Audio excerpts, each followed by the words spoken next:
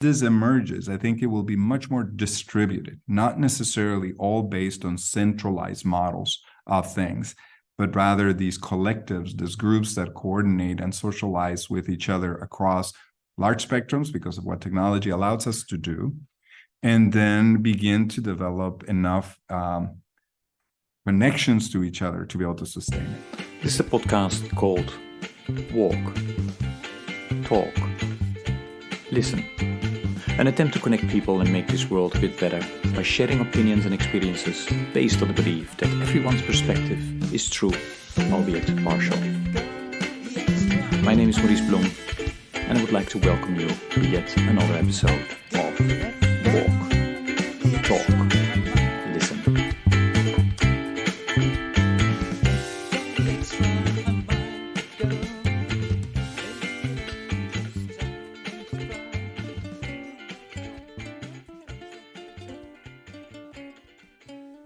Good day, everybody. This is another episode of the podcast Walk, Talk, Listen. And as always, I'm delighted with today's guest who will introduce himself. David, please go ahead. Yes, Maurice, it's great to be with you today and to participate in these conversations. Yeah, my name is David Vásquez-Levy. I serve as president at Pacific School of Religion, a seminary and Center for Social Justice in Berkeley, California. In terms of my own story, most of my work in life has been at the intersection of academic, community, social change, and faith communities. Mm-hmm. I'm originally from Guatemala and have been in the U.S. most of my adult life. But in many ways, what defines me is I'm a mutt, hybrid, whatever language you want to use, mestizaje. It's a mixture of both religious traditions. My dad's side of the family was Lutheran, my mom's side of the family Jewish, and I've grown up with both. And I often say I can't choose grandmothers. So both of those communities, traditions are very core to who I am, both in how I live my life, practice my life, what informs my life. And in this intersection of, what is the academic work we do to understand, to acquire knowledge, to share knowledge, to create access, and how does that knowledge have an implication, right? Like that's a core part of what my work is. And particular conviction that religious communities have a significant role to play, both in the creation of knowledge and practices and in the implementation of that knowledge. And a particular place where that matters to me is around people on the move. Migration has been part of my own life story. Not only is my family's history shaped by displacement, mobility, migration, the makeup of my family is quite diverse. My children are originally from Ethiopia. My wife's family is Finnish. And so we are I joke that our family is connected by love and coffee. Coffee is originally from Ethiopia. Yeah. Guatemala grows the best coffee in the world. I'll argue that with anyone.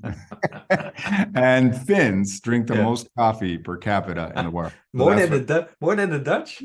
That's Yes, they do. Like every year, with the cow. I don't know how they count how many cups of coffee people. I didn't know that. Per capita. That's great. Hey, David, talking about the move.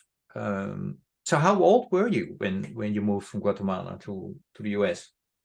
I just turned 17, so I grew up in Guatemala during the period of Civil War. Mm-hmm. All of my upbringing, some people may be familiar with the narratives of Central America. So Guatemala is in Central America, and like many areas, people talk, we often refer to the Cold War. The Cold War wasn't cold in Latin America and Asia. Mm-hmm. That's where a lot of the conflicts between these ideologies, or at least the way they were perceived, of communism and capitalism, when in reality it was a proxy war for control.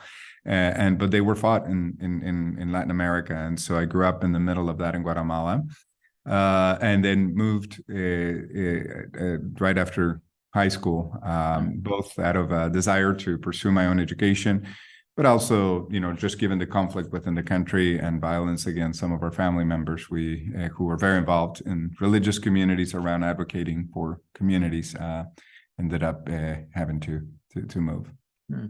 And do you still have family over there, or everybody? Yeah, pretty much all of my family. I have one brother in Florida, a few cousins that remained here, but most everybody is in Guatemala. Okay. So do you see yourself, really staying in the US, or what will happen ultimately with you? It's been over 35 years now. Yeah. So my kids are here, my wife is here, so we go back and forth to visit family. But my work, my life really has been shaped here. In part because when I initially came out of the just I was young, so I was trying to I'm not totally sure what I was thinking. I just sort of showed up and thinking I'm going to go to. Honestly, at that point I had a desire to become a pastor. That was what was driving me, and both the conflict as well as the opportunity. Kind of I felt I'm just looking at ordination or pursuing leadership within the Lutheran tradition, even though I maintain both Jewish and Lutheran identity. And so was trying to figure out where was it that people prepare Lutheran pastors? So, and then a number of other factors, that's how I ended up in the US. But my idea originally was to return to Guatemala. But as I got here and became really involved right off the, early on with immigrant communities here, there are now over 1 million Guatemalans living in the US, but many other immigrant communities. I really kind of found myself called into that work with those who are on the move and display, so that I felt I could continue to serve the community best that I am committed to for those of us who are sort of in exile or displaced.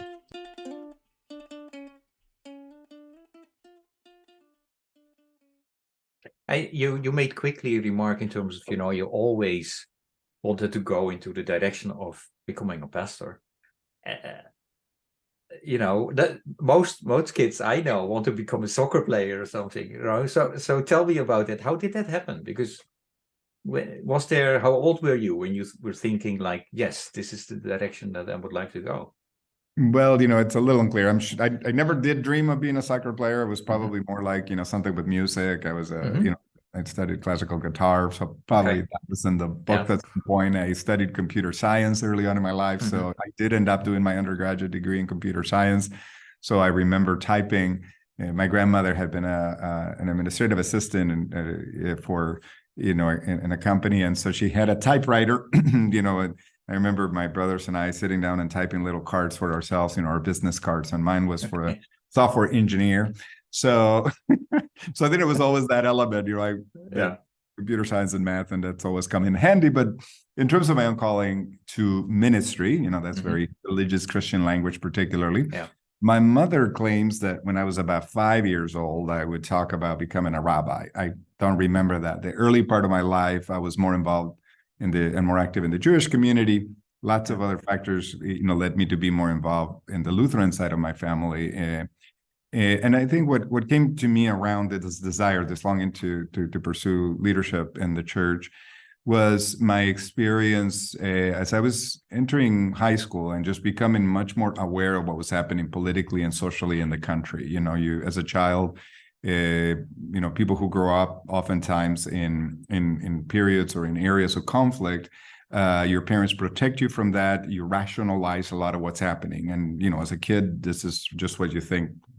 It is what it is, right? Like, you not necessarily have awareness or critique of what's happening or understanding the larger forces behind it. But as we come of age, and religious traditions mark that coming of age in various ways, you begin to pay attention to what's happening and become more exposed to what's really happening around you and asking deeper questions. And so as I was doing that as a teen in middle school, I began my grandmother lived in a rural area. And so we would go visit her in that part of Guatemala, area called Zacapa. And that's where a lot of my dad's cousins were pastors. But they were serving in rural communities, many of them fairly remote. And in those communities, the faith community was really everything. What people familiar with liberation theology might think of called based communities. These communities didn't call themselves anything specific. They were is that in these rural areas, the church was the only social organization that was there. So they organized around everything. That was the place where you organized around political needs, around marking life, death, relationship, education, advocating, and in the middle of the civil conflict, the civil war in Guatemala, then these religious communities and the leaders, many of them my dad's cousins, were very active in that. So what I desired at that point was basically I saw in those communities a type of leadership that really was very integrated, that connected all these different sectors. Now at Pacific School of Religion, the term that we use around this work, as one of our colleagues calls it, creating a duct tape-free zone, a duct tape-free zone. So in most of our life, we have to duct tape our various commitments. At work, I don't bring in my values.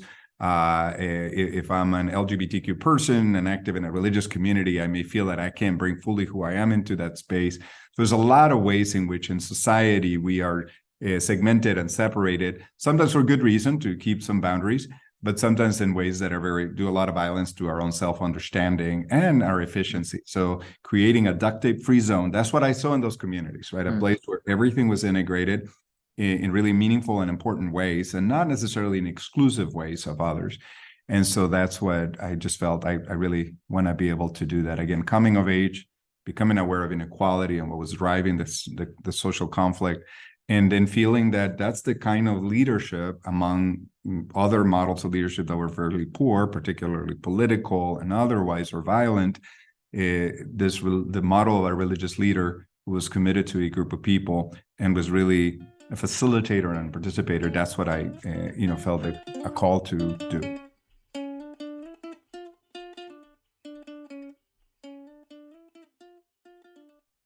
Okay, but before I ask you, how, after your, computer undergrad, how you ultimately ended up at the university, can you tell a bit about what the situation was when you fled from Guatemala? Because, a lot of people are not aware about what happened.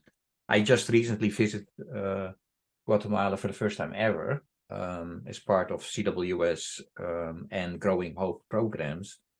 And then I heard these stories, and to be honest, that was the first time I really, was like, wow, genocide, indigenous population, war. Can you tell a little bit about how you, experienced that, and unless you don't want to go there? But no, that's great. No, that's really appropriate. First, just acknowledging that one of the blessings of my life has been to get to know you a little bit more through our work with Church World Service. I serve on the board of Church World Service as the vice chair, and so really grateful for the work that CWS does to be present to people across a wide variety of places of disaster, of displacement, and advocacy. And that need is at an all-time high globally, with over 100 million people displaced, both internally and externally around the world, and unprecedented numbers. And much of that displacement today, we are becoming increasingly aware of the interconnection between various things that are causing that kind of displacement, that the environment matters, that economic realities matter. In Guatemala, like most of Latin America, as I said a little bit before, the Cold War was not cold in those regions. So what was narrated or presented, narratives matter a lot. That's a lot of my commitment, is what are the stories we tell ourselves? How do we understand what's happening in the world, and how do we articulate it and organize it? So the way we articulate the narrative of the Cold War was a conflict between communism and capitalism.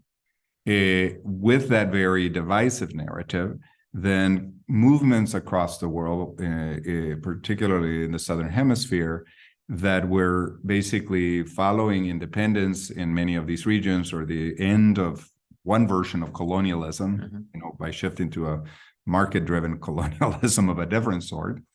The resistance to that, the claim that people were trying to make for their own resources, their land, Native communities in particularly, a kind of calling for change, that was perceived and viewed through this binary lens of communism or capitalism. And so there was a very violent response, most of it fueled through the interest of both Europe and the United States to control and maintain capital and control, as they were ceding, at least providing independence to these nations, in Africa and Asia and Latin America had been independent for longer, but really was still under a large control of the Northern Hemisphere. Those that desire for self-control and determination was viewed as communism, right, and violently repressed, and that was the case in Guatemala. And so, at the end of that conflict, which ended, it went from about the 1960s till about 96 is when the peace accords were signed. It was clear in the kind of truth-telling that came following that over 95% of the atrocities of the killing of the people who died during the conflict were at the hands of the military. And so you had a nation really turning on itself around that. My own experience of it growing up initially, again, you rationalize a lot of those things, was really captured in this idea of, en algo andaban metidos, right? So there's this phrasing that people would use of saying, well, they probably were doing something, right? Like the assumption was that people who were violently killed, and there was a lot of experiences of those, were probably up to something. And if you stayed out of that something, then you would be okay. So as a child, I was growing up seeing, occasional terror, kind of attacks in the city itself. I grew up in Guatemala City. Most of the conflict was in the rural areas. A lot of the repression was focused on the majority native communities of Guatemala. Guatemala has the highest level of native population in the Americas, probably close, perhaps by Ecuador. And they were the most repressed, right? And so this was a violent repression against them. So the first thing, when I was growing up, you would hear sometimes there was a kind of an open field near our house, and I lived in the city itself. And, sometimes you would find bodies would be found that had been tortured and then dropped there. And so you try to make any sense around that. And again, the phrase would be, well, they were probably involved in something, right? And excused that way. But it was intended to terrorize, right? Like that was the function of these kinds of things, to make sure that people knew not to talk. There's an excellent film done by a friend of mine, Luis Argueta, called El Silencio de Neto, Neto's Silence, that really captures what it was like as a child. He sets the movie in the 60s and how a child experienced this period. But it's called The Silence of Neto because that was the power, right? Silence is what you were trying to do. Everybody was concerned about the orejas, the ears. Everybody could be listening. You never knew what you could say or would say, because that could lead you into trouble. So I think there was we normalized it, lived with it. We had a childhood that was happy. My parents provided us the best they could. In retrospect, later on, I realized, the level of poverty and challenges that we were living with. But as a kid, I was grateful to have a good life. And it's, like I said, more coming of age that I began to then really question and understand more complex what was actually happening. Thanks for sharing that, David. Maybe one last thing in terms of the precipitating events, right, for my own decision to migrate. And 4 of us, there were 8 in my family, 8 siblings, and so 4 of us, males. There were more males, but 4 of us left during that period of time.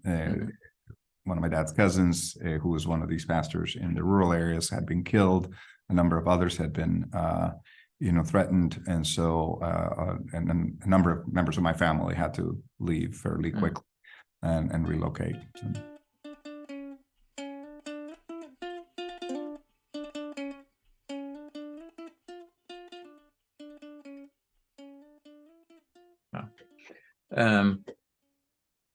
So why did not everybody go, do you think? What were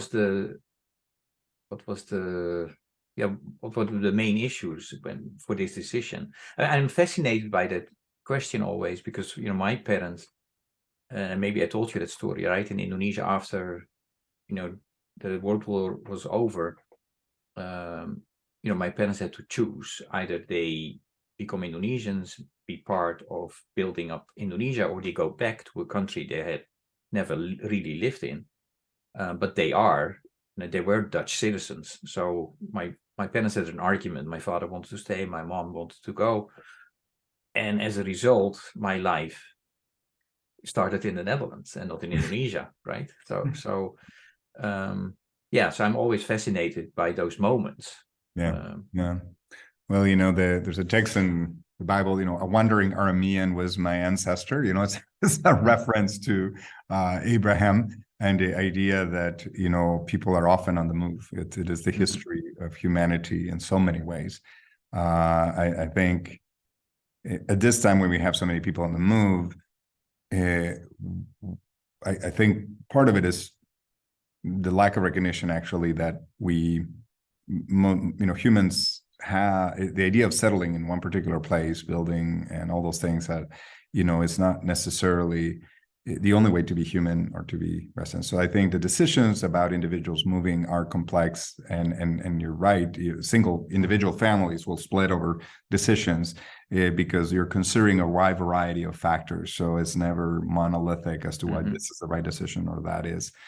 I think, for my parents, there was really, they had made their lives.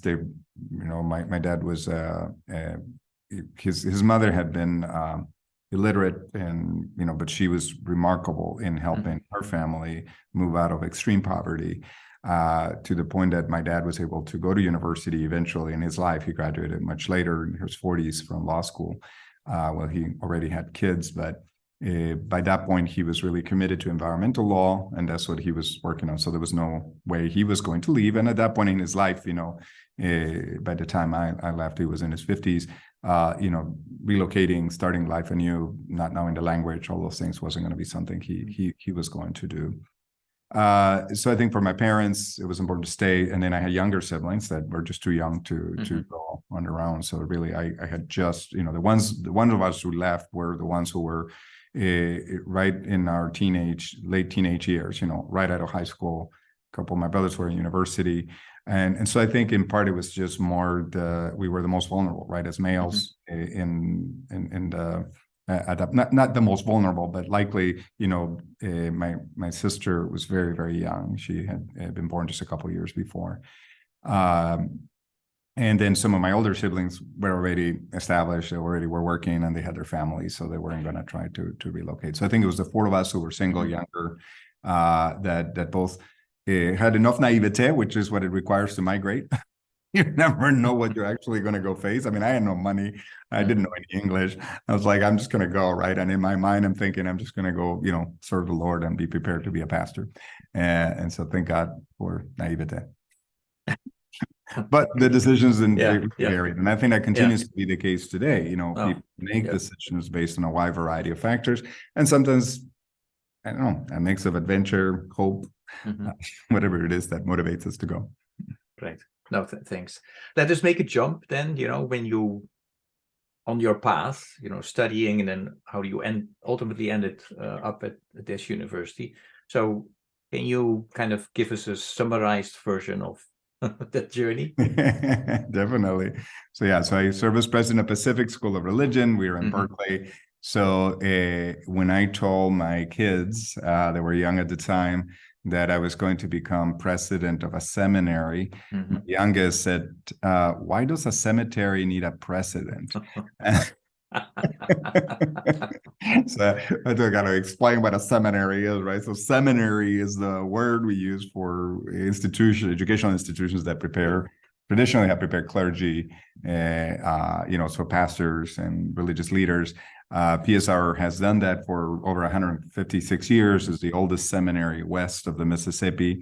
So it has a long tradition of both preparing clergy, very progressive for each generation, involved in some really remarkable ways in kind of leadership formation and various social movements over that 156-year history, but also a more expansive understanding of spiritually rooted leaders. So it also prepares people in other areas.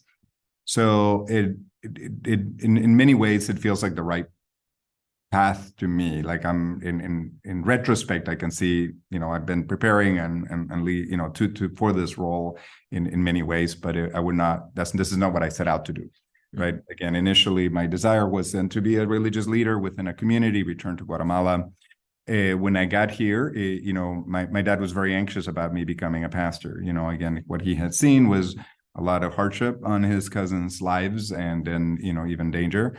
And so he insisted that I do something when I first arrived here that came with dental, And so he wanted to make sure that there was whatever I would do would pay the bills, right? And so my roommate in college, who was from Nepal, loved theater, but he was doing chemistry as a major. I wanted to do theology, so I took lots of theology courses and religion courses, but I was doing computer science and math. And so he always joked, he said, you and I have to have our immigrant majors, right? Like, this is the immigrant majors you have that, just make sure you can have a secure job, provide for your family, and do those things. So, because I had facility with computers and with math and without English, that just worked out a lot better initially until I figured it out. But then after that, I did pursue theological education. So I went to seminary in Chicago. And then while I was there, I just continued throughout this whole time. I became just increasingly aware of people on the move, of the connections between these religious communities, being in an academic community, trying to understand more fully what it is that we are seeking to do, but connecting that knowledge to the practice of social change became just very early on this kind of three-part element. So various opportunities came up. I finished my master's program in Germany at the University of Munich, where I was focusing on displacement of Roma people, as well as Turkish families that had relocated after the war to rebuild Germany, but were very displaced still within the society. I then did my a year in Canada working with the Lutheran Refugee Committee, and that was really, again, became really central for me, the work of refugee resettlement, of working with immigrant communities.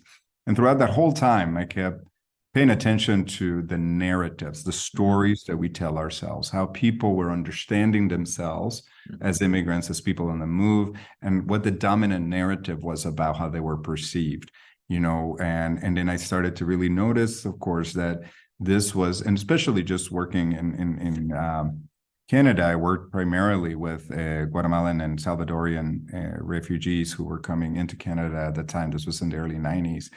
And what I noticed is the way that the sacred text functioned for them, right? So their experience of displacement, of conflict, of having to move, shaped the way they read sacred text, the Bible and scriptures, right?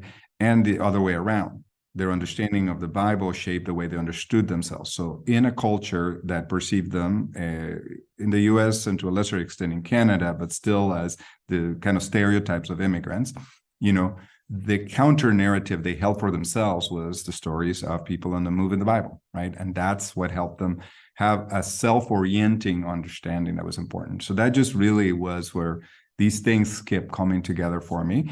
A lot of things are very much just happenstance. I met my wife in Chicago at the grad school.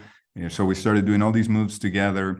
And then when she wanted to do her PhD and return, she decided to come back to the US to do that. So we moved to Cincinnati, where she did her PhD at Hebrew Union College, at a rabbinical school. And after that, I served the congregation there. I did computer work for a year, then served the congregation. And then once she graduated, there's fewer jobs for professors than for clergy, so we thought we'll follow her. So we ended up in Northeast Iowa at a college, Luther College.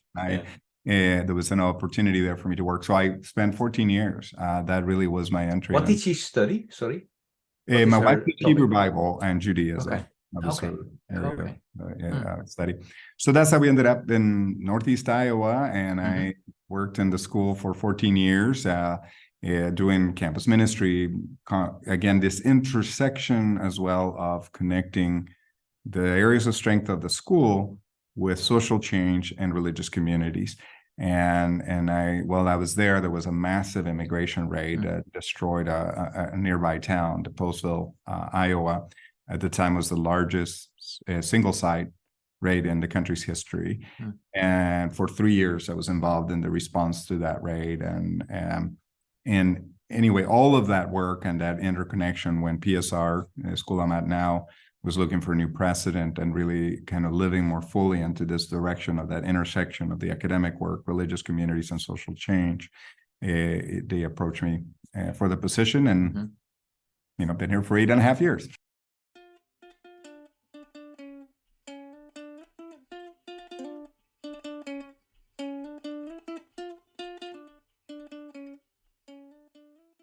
I have a quick question about what you said in terms of, that those mobile, populations that you connected with and started to interact with, that when they were reading the Bible, they were more leaning towards following the stories of the people on the move as well in the Bible, right? Is that the same for you? Is that where you also find recognition and strength when you read the Bible?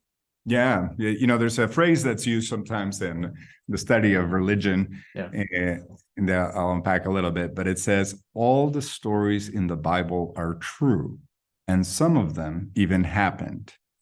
So the quip there is to say that the truth of sacred texts is not necessarily in their historicity. So I don't have to, get on an argument as to whether God created the heavens and the earth in exactly 7 24-hour periods. Like, that's irrelevant. It was irrelevant to the people who told these stories. These are narratives that are imaginative about all kinds of things. Most of those narratives are about people on the move. They're people, whatever happens to people when they're on the move. Now, that's not particular to only Christianity. Most religious traditions, narratives are about people on the move. The Hajj, which is one of the core pillars of Islam, is about retracing the journey of the Prophet Muhammad out of exile, right? Or in Buddhism, the Prince Siddhartha that becomes the Buddha, begins that by a migration. Basically, he leaves the confines of his castle or his palace and then walks literally around all of the territory to understand and be exposed to the realities of aging, of sickness, of life. And that's what transforms his own experience and his path to enlightenment. The very language of religious communities, it's a path to enlightenment. The early Christian movement was called the way, right? A movement, a transition, a journey. The Passover journey, in the Jewish community is about Exodus. So yeah, definitely for me, sacred texts are just, I'm fascinated by narrative. I'm a preacher. That's actually my area of study, is homiletics, is the word about preaching. I'm interested in the way we think about stories and narratives. I'll say something about that later in terms of the role of narratives in social change. But, at different periods of my own life, growing up in Guatemala in a Jewish community, it was critically important to understand the traditions of the community. What is it? What are the patterns that have helped that community stay together, have an identity, maintain that identity through lots of periods of displacement? The history of my family on that side was several displacements, right? That meant we knew little about them specifically, but then these texts, these stories, these narratives become really significant. And they're fascinating to me. I just spent a couple of days in El Paso, where there's been a lot of, it's been sort of the symptoms of what's happening more globally around immigration, right? That's not really, the border is really just a symptom of really the policies, both internally within the U.S., as well as the U.S.-Mexico border, as well as globally in other places. But, spending time there, and I was leading some keynote discussions, and I invited people to focus on the book of Exodus. And, we were meeting with folks who are displaced right now. There was an image that I shared that went viral last week of a child in a suitcase being pushed across the river, by their families, this tiny little baby in a suitcase. Again, all the stories in the Bible are true. Some of them even happen, right? When a person who's being told that they are illegal, that they're supposedly threat to the society, that they don't have a right to be in this place, reads a sacred text that has a child moving. When one of the people I did a Bible study with in an immigrant community was undocumented, said, Moisés fue el primer mojado. Moses was the first wetback, right? Because he crossed the river against the law that separated the oppression he experienced on one side from the opportunity that was on the other. And he did this against the law, right? But that whole text captures all kinds, carries an ability to give us some imagination about how else do we imagine ourselves. So as an immigrant who's in this situation, to find yourself reading a text that you care deeply about, the sacred text, and seeing yourself, your children, trying to think about what is it that I'm trying to do. I'm in a very different kind of narrative, a very different self-understanding than the dominant one.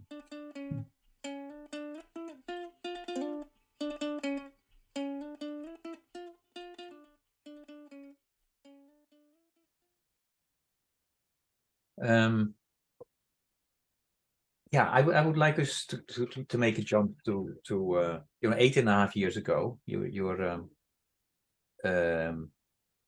in charge of this big institution.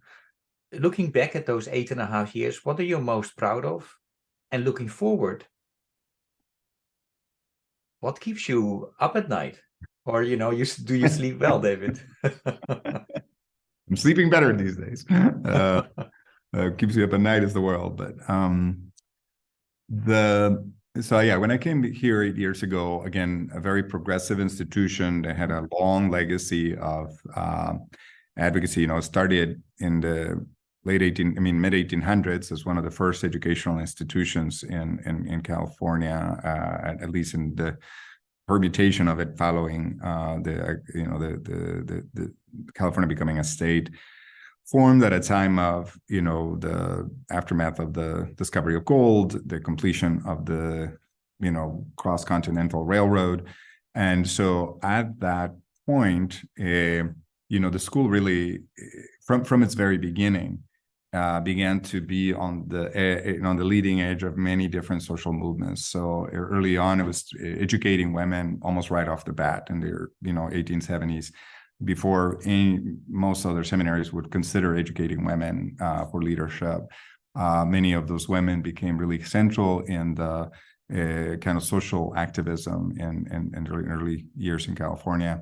Then, they really advocated for, during the Chinese Exclusionary Act, the school focused a lot of their education on educating Asian and Chinese descent individuals and providing leadership to those communities that were being shaped here as they sought to establish. Anyway, that kept going throughout every generation. LGBTQ inclusion became an important element of the community in the 1950s, well before even the way we understand that reality was already taking place, and that led to the school being the place where a lot of the very early LGBTQ people who are out in various mainline denominations being trained here. So the school had that legacy when I came in 8.5 years ago, but it was also at a time of trying to reimagine itself for a new period. And it was facing the challenges that seminaries sit at an intersection, this is what keeps me up at night, between two systems in major disruption, higher education and religious communities. And as I was coming into this place, part of what we needed to do is sort of understand what is it and how are we responding to this? Not just the preservation of what has been, even the glory days of this place needed to be really re-examined. We had to do what most immigrants have to do. When you're an immigrant, you're having to decide what of your past are you going to bring into this new place, and what of it are you going to embrace and discover anew in this community. The reality is you'll never be happy with either one or the other fully. You cannot remain just who you have been and succeed, and neither can you just completely adapt. It's just not really doable and maintain integrity with who you are. So that was the work we needed to do, to examine and understand what of these legacies is important to carry on and what will be new. Early on, then we went through lots of different processes of discussion, planning, strategic planning, discussions, understanding our network and our stakeholders and expanding those. And I focus my work, and this is what I'm most proud of, is to identify our work as needing to be transformed through the people, the program, and the place of PSR. So that was the way we organized the work of transformation that needed to happen. The people of PSR had to change. Well, we were a very progressive institution. We were a predominantly white institution. So over the time I have been here, we have become a majority people of color community. Now that's happening in some institutions in the student body just because of demographic shifts, but not necessarily in the area in areas of administration, faculty, and staff. For us, the entire institution has become majority people of color. Almost my entire executive team are all people of color. And so what we needed to do by changing the people of PSR was then to think about how do we do this work on behalf of our communities, right? And how does the demands of our community shape this work? And so that led us to rethinking our programs. You know, we are a graduate educational program, a 3-year master's. This is a very expensive investment for very few people. So part of it is how do we take this graduate education and make it much more accessible? So we've introduced some pretty revolutionary approaches to education that challenge a lot of the things that are, or you know, try to find solutions to a lot of the challenges higher education is experiencing, you know, in trying to prove its value. You know, attend to the fact that much of higher ed has failed at its basic core of creating large access to people. And then the place, you know, we've reinvented our very campus as an intergenerational learning community. So part of it is, you know, so much segmentation in the society across age, religious traditions. So our commitment has been to create a very integrated, distributed community. So we have now on our campus around a very beautiful quad right next to UC Berkeley. We have a middle school on campus that we partner with. There is a graduate program from UC Berkeley that works with us on social change and engineering solutions for social change. And is this really dynamic, vibrant space that is at the core of how we think about the future of education. And that's what excites me about the future. Getting to this place, you know, so first you change who we are, and go beyond United Colors of Benetton. This is not just about what we look like, right? Now it's how do we change the way we do education and leadership formation across the life cycle of people.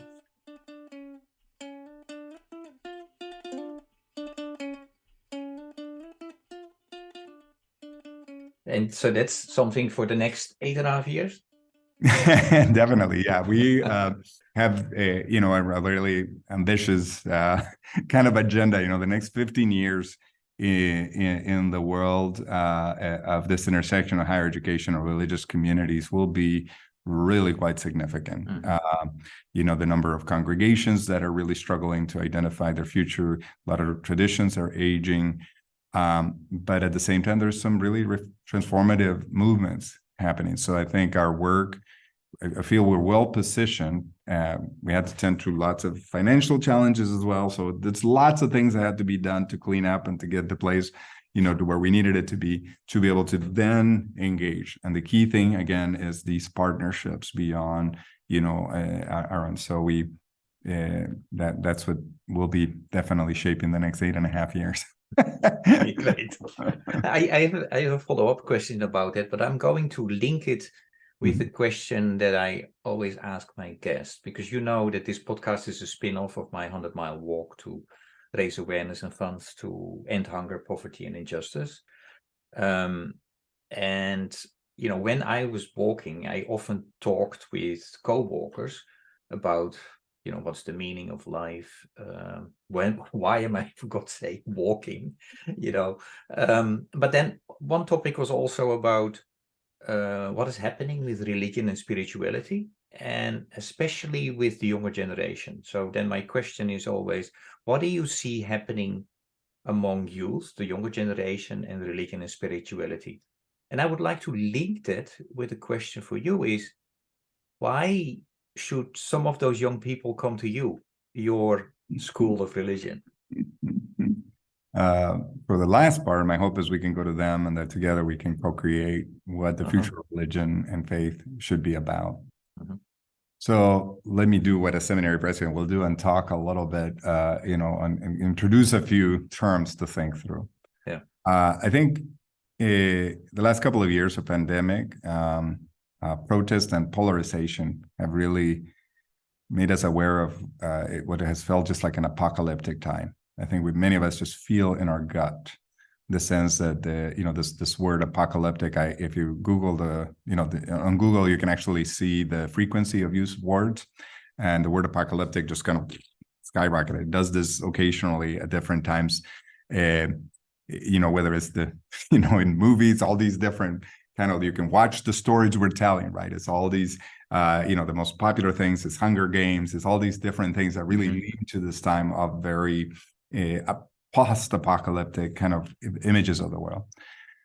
I think it's important to pay attention to an apocalyptic time to answer the question about what is a young emerging generation thinking about around the role of faith, religion, conviction, and to pay attention to what the word actually means. So, in popular images is about the end of the world, right? That to the extent that people use the term apocalyptic, it actually comes from a Greek word that means revelation, right? That's why the book of Revelation at the end of the Bible is from this word apocalyptic. It means to pull the curtain. The last couple of years in particular have really pulled the curtain, whether it's the death of George Floyd, the murder of George Floyd, the environmental awareness. We have become clearly aware of the legacies of inequality in this nation. There's a massive amount of reckoning that's happening. We're getting a similar pushback against that awareness, right? But the curtain's being pulled on our interconnectedness to one another as well.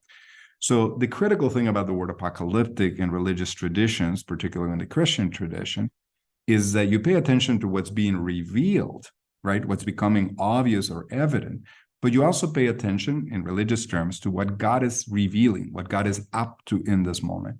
That's the place where I'm paying attention, right? I'm both recognizing the importance of naming what is broken, what needs to be addressed, and the inequality. All these things have to be stared straight in the face, and we need to think about addressing them.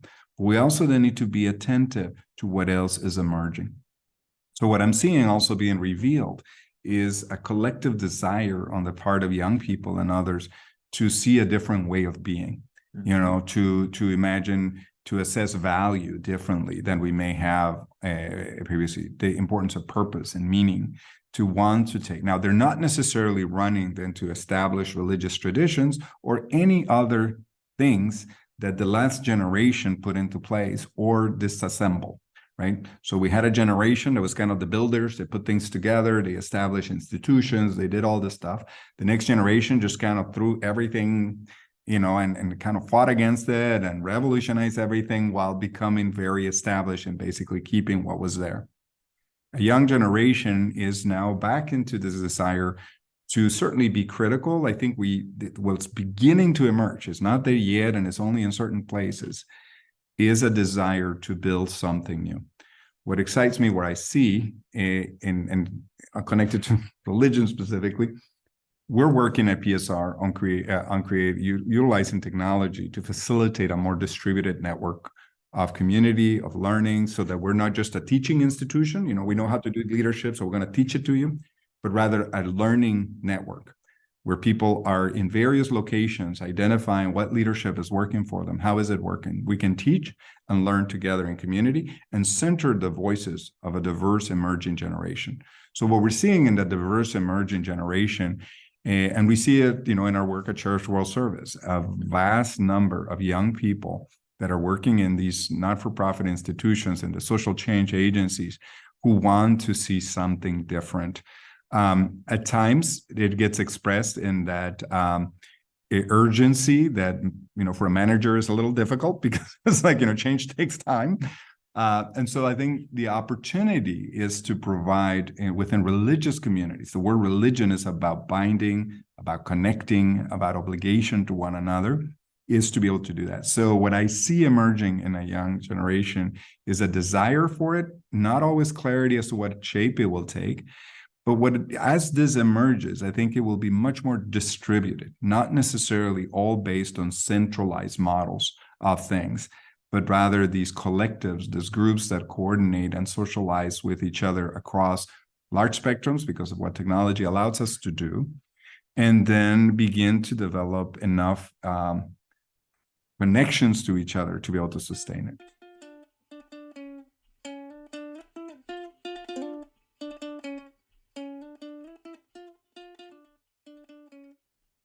I would like to, this is a difficult one because I'm at this crossroad. I could go left or right with asking you the question, but no, let us piggyback on the connecting, because what I hope with this podcast is that, I contribute to, connecting people, to show different perspectives, etc. So one of the questions I always have is the question of my previous guest for, the present guest. So that's for you.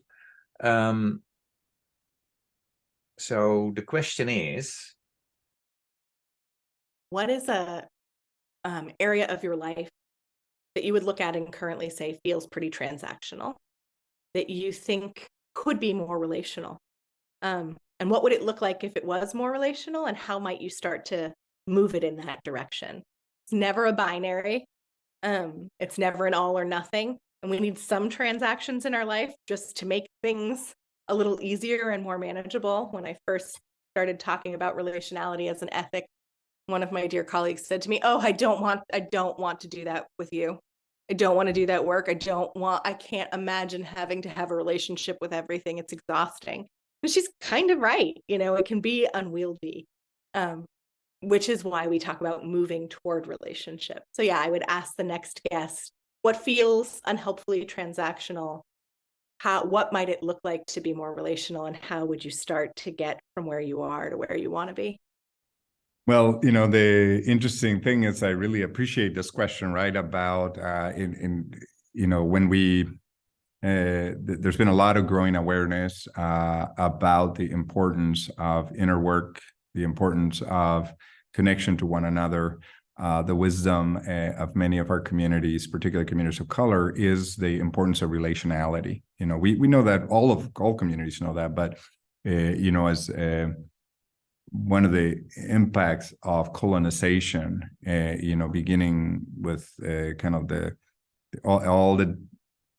much of a religious ideology, was to divide and conquer, literally, right? So you separate ways of knowledge into segment ways of knowledge. You actually disassociate communities by age. You segregate by race. You create a taxonomy of everything and then assess value to that, whether it's gender or anything.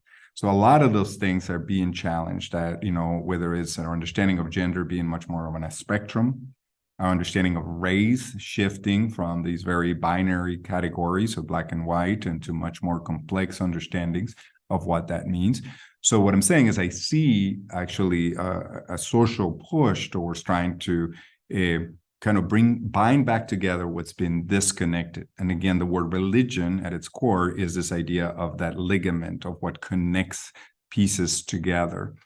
There is a text in the Bible in chapter 37 of Ezekiel that is a valley of dry bones. So the prophet is brought to this large dry valley, and he says, there was lots of dry, and they were very dry. I think that's what it feels like right now. That's a very strong articulation. And it's all these dry bones all over scattered.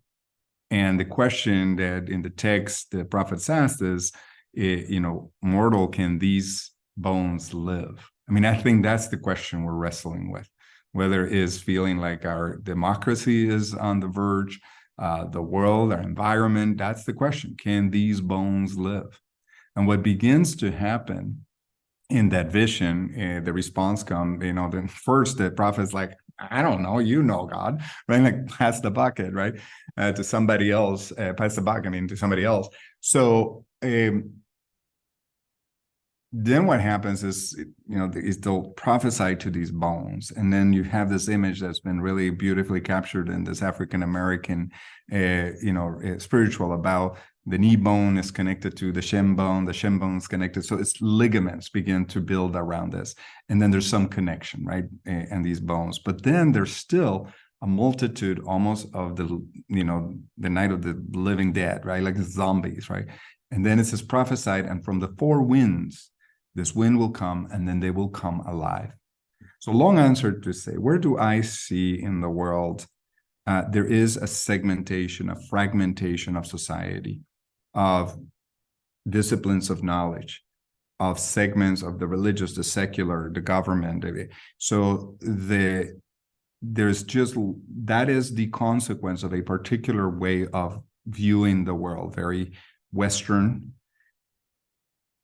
That's not the wisdom of many religious communities. The models of leadership of many communities are much more collaborative, much more socially connected. We're discovering or rediscovering that certainly in the work of Native American communities and how they care for the earth. We're thinking about models of leadership within emerging communities, Latino communities, African American communities, API communities. So the opportunity is for us to really rethink our roles around how things can be brought back together, this ligaments connected, and that new life can be breathed, breath can come into these organizations and institutions. In my own life, I see my particular commitment is to the segmentation of knowledge and the separation of the secular and the sacred in appropriate ways. I'm not talking about enmeshment. I'm not talking about the challenges. Actually, one of the commitments I have is to challenge Christian nationalism, all of these nationalistic extremisms in religion that are trying to enmesh the two.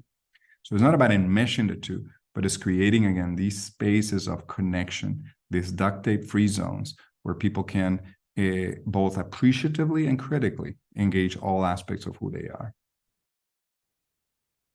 Your question for the next guest.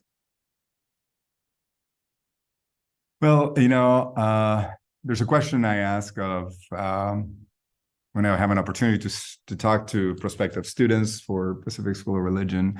I certainly ask it of every person I'm interviewing for a position, whether it's a faculty person, administrative staff, a custodian, anybody who's interviewing with us. One of the questions we ask is, who is your community of accountability? On whose behalf do you do your work? And that's a question I think that's critical for all of us to constantly wrestle with. The work we do, the commitments we have, it must be done for particular communities. So I'd love to hear from the guests, who is their community of accountability? What is it? Who on whose behalf do they do their work?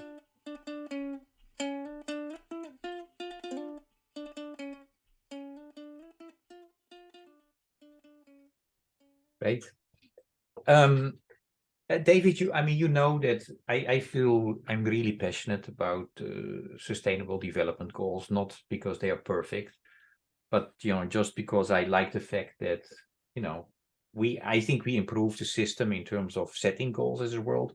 It's far from perfect, but at least more people were involved in developing them.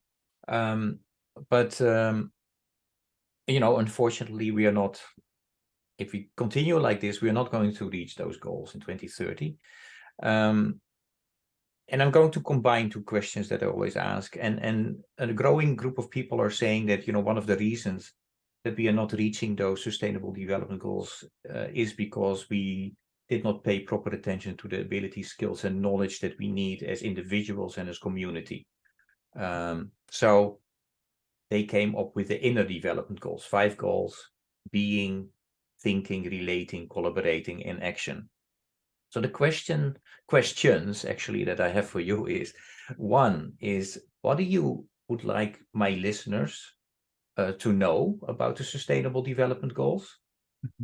And second is, what are your thoughts about the inner development goals? Yeah. So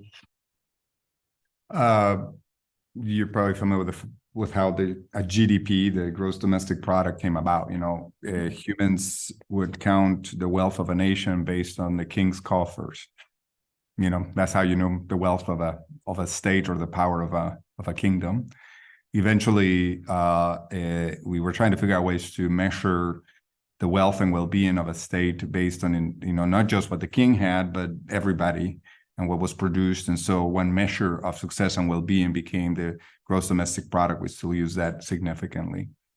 But as you know, we are beginning to recognize that that is not a very good indicator of the well-being of the people, of a kingdom, of a nation, of a state.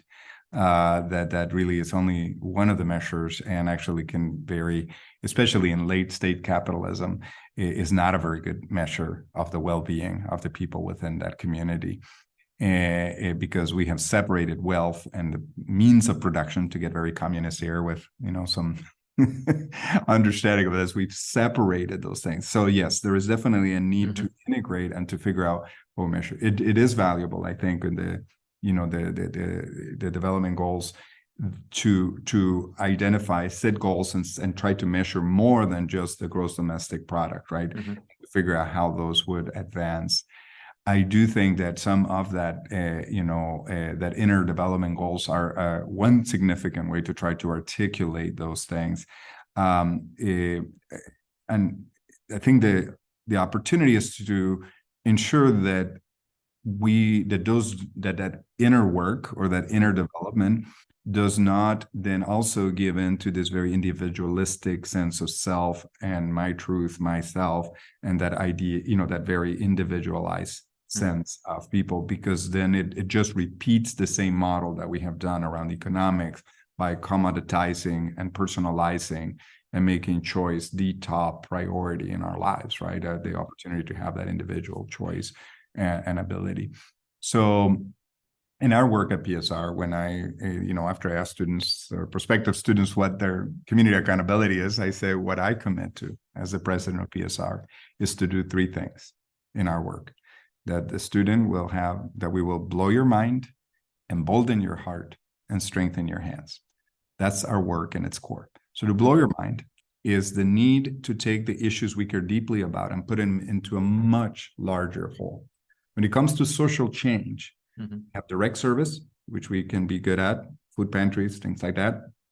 Then sometimes some of us feel called to organizing a little better so we can provide more at scale that direct service and manage organizations. The next level we move to is policy, because at some point we realize that we're kind of really dealing with the babies here at the end, and we got to figure out who's throwing them in the river, right? So we move out to policy. All those levels of change are greatly significant. Right now, though, I think we're at a time in which we have to move to the next level, which is the frameworks that inform our policies, our narratives, our stories, how we think of ourselves. That, to me, is the core work of theological education, is placing where we care deeply into these larger whole. So I think I'm inviting and challenging. I know often you ask your guests to say, what am I challenging people to do? Is what is the theological work you are doing, whatever you call it? What are the frameworks, the big pictures, the narratives that tell us? The whole world is engaged in this right now. We have never told so many stories. Right now, through streaming, through podcasts, we have tons of stories. Humans are telling stories. So let's pay attention and see, how do we shape those narratives? Our ancestors have done this through their religious work. Many communities of color who have been excluded from traditional forms of education and leadership exercise have captured those stories and those frameworks in their religious traditions. So we need to pay attention to those and actually engage those both critically and meaningfully. To embolden our hearts, that's that inner work, you're right. It's just what gives me strength? What is a deep well I can draw from so that I can be resilient? The burnout rate for leaders right now is alarming, and it has the risk of undermining our ability to make progress. And then to strengthen our hands, we do need to develop skills, new skills and abilities, practices. Religious traditions have been very focused on practices. I mentioned at the beginning, in the Jewish tradition that I was shaped in, it was these narratives, these stories, and these practices that sustain a people from generations of persecution and displacement. So we do need some practices, some skills that will help us strengthen our hands. No, thank you, and I really appreciate it. I really like the way that it's phrased. So that's more than a bumper sticker there. But I also like the attention that you pay. I mean, it means hard work.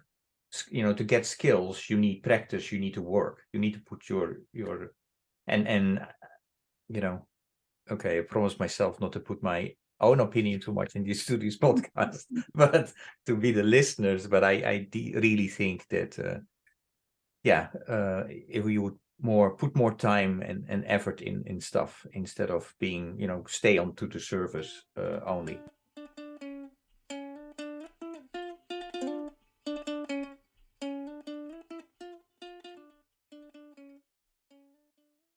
Hey, David, I still have a couple of questions, but I would like to put this more in a rapid fire because time is catching up on us. Are you ready for some quick answers? Let's do it. Okay, let me look at my list to see what I would interviewing really a like preacher. to. You're interviewing a preacher. Come on, you're not going to get short answers. Well, we'll try. Okay, if music is very important to me, so I always ask a question about music as well. If I would ask you to mention a piece of music or a song that embodies for a big part who David is, what you are about, which song or piece of music would it be and why? Mercedes Sosa's, who's an Argentinian singer, Solo le pido a Dios. I ask only of God. That's I'll just try to translate at least one of the verses. Basically, I ask only of God that I am not unmoved by suffering, that the dryness of death will not find me empty and alone without having done what was needed. There's a line in the song as well where she very powerfully talks about, she goes through and say that I may not be unmoved by suffering, by deception, by war, this monster that tramples the humble, and so that captures my life. I that's what I ask of God, that I not be unmoved by the suffering of the world, and that I live to do what I can. And I don't know if you are aware, but for the listeners who might also not be aware, we have made a playlist on Spotify. If you search for #WalkTalkListen, you see all the songs that are picked by my guests, and I think it's really awesome to look at to listen to a wide variety of songs. David Steve Hartman of CBS in the US examines how one simple act of kindness creates a ripple effect. I have two questions to you about this. One is, what do you think about the potential rippling effect of a simple act of kindness? And second is, if I would ask you right now on the spot to commit to one simple act of kindness for within this week, what would you do? I definitely think that kindness and the actions that we do have repercussions in people's lives. I know some of your previous guests have talked about just looking back at the lives, their own or the lives of many people who have transformed the world, has often begun by a single kindness, recognizing somebody's voice or leadership, an encouragement, support that then people try to pay back afterwards. I certainly have seen that in the students who come to us were incredibly transformative individuals, and many of them, because of the way our education is shaped, part of your application is actually trying to articulate your own sense of call, right? Like, what is it that has shaped your desire? And again, this who your community of accountability is. So I definitely think that that's really critical. Especially if it's combined with systemic realities, right? That's always the risk, is anything that gets too individualized needs to be kind of complemented with that systemic reality. If I were to do an act of kindness this week, I'm about to go into our commencement. The act of kindness is going to simply be to try to mirror back to any of our students and others what I see in them and their gift, and the possibility and the hope I feel for the world because of who they are and what they have, how they have shaped their life in responding to their call.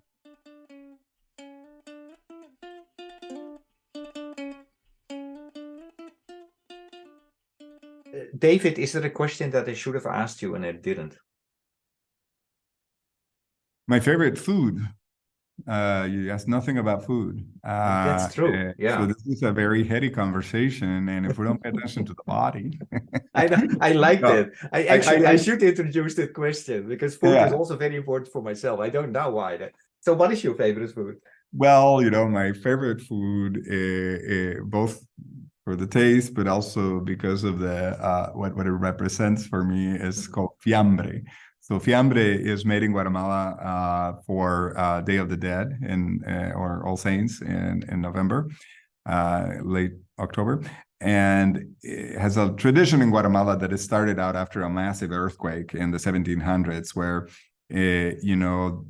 everything was destroyed. And so people were out on the streets, and they just sort of cobbled together everything that they had into this big, smorgasbord, all in one thing. But what was interesting about it is that, the society during the colonial period was very segregated between the Spaniard descent and the native communities.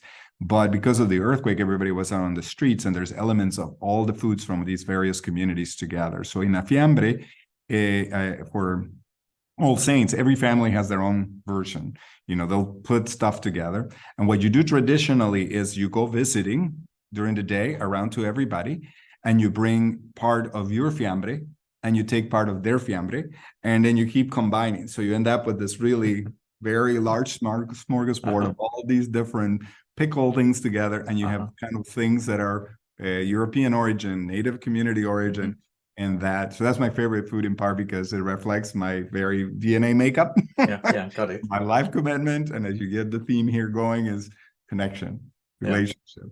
So. Great. I don't think I had it. So when I was there, so it's only there. It's only on that day. It's only made plates. Okay. It's not a common dish. Got it. Okay. Hey, David, thank you so much for your time and your wisdom and your willingness to spend some time and talk with me. I wish you all the best with everything you do. Thank you so much. Well, thank you.